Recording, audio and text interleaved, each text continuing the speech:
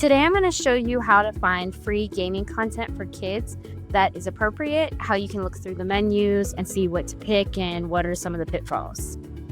On your main page for PS5, go up to the top left-hand corner and click on the PlayStation Store. Click the magnifying glass in the right-hand corner, and then when you have the opportunity, type in free. We are going to look at this popular game and see if it's for kids. On the right side, you'll see this page. It shows it is for everyone, but there's mild lyrics, mild violence. It also lists that there are in-game purchases, which isn't such a big deal if you don't have your cards linked, but it says that users interact, which could be a big deal if you have a young child. Okay, compare that to this other game. This is a game for everyone. All it has listed is in-game purchases. You also see that this only allows cloud streaming if you have a membership, which you wouldn't want your younger kid to be posting things online and live streaming from your PS5 either. Okay, so this next example is another game rated for everyone, but it lists mild fantasy violence. Now, there's different descriptors for what type of violence it is. Back in the day when we played Donkey Kong, that would be considered mild fantasy violence, or something like Mortal Kombat might be mild fantasy violence. So you have to look at each game for its topic on a case-by-case basis and maybe look into the game to see if it's appropriate for your child. There will also be descriptors that say if there's mild foul language or violent language in the game. Again, you have to look at the topic of the game and maybe take a look inside the game to see if you approve of it for your child based on their age.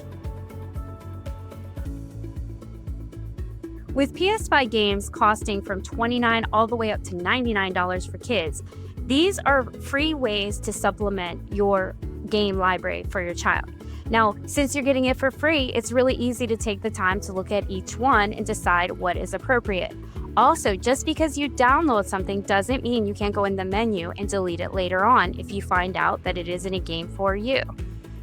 The greatest thing is, with the rating, it gives you a lot more information as a parent before you even have your kid playing the game. And then with a short trip inside the game as a parent, you can decide if it's appropriate or not.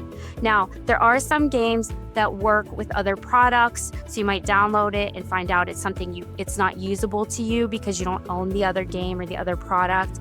There are templates and other additions to add onto the game that can cost a little fee, and you get to decide if you want to subscribe to that or not. Some of these free games also allow you to play with other players. These could be computer generated, or they could be other people playing the game with you at the same time. However, some of these games allow chat, while other games do not allow chat. I would think if it is listed for everyone on a PS5, you can probably turn off the chat. Now, in my experience, it looks like a lot of these games that allow for the auto-generated group play, they're so colorful and full of adventure, your kid would likely be more engrossed in the game than trying to chat by clicking somewhere in the corner of the game. There's some games like the Fall Guys and things I've listed on my channel that you'll see that are for free, that they're too interactive where your kid's not going to be sitting there trying to chat with anybody. And in some of those games, there's just not the option to do so. It's just a lot for them. So thank you for watching this video about how to find free and safe content on PS5. Please visit Chihuahua Karate for more fun family content.